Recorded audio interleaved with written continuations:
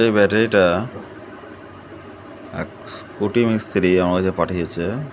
Battery scooty মিস্ত্রি এইরকম একটা খাপে ভরা ছিল, আমাকে ঠিক করে সেটিং করে দিতে বলেছে। তা ব্যাটারিটা খোলাটা খোলার পরে দেখলাম কালো কালো হয়ে আছে ব্যাটারিটা। টোটালটা খোলার পরে ব্যাটারিটার এই অবস্থা। এই যে ব্যাটারিটার এই অবস্থা।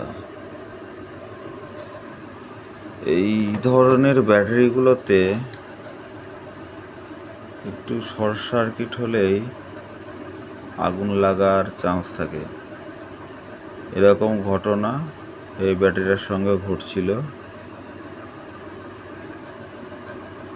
একদম ফায়ারিং হয়ে আগুন লাগছিল। এই হচ্ছে তার পরিস্থিতি।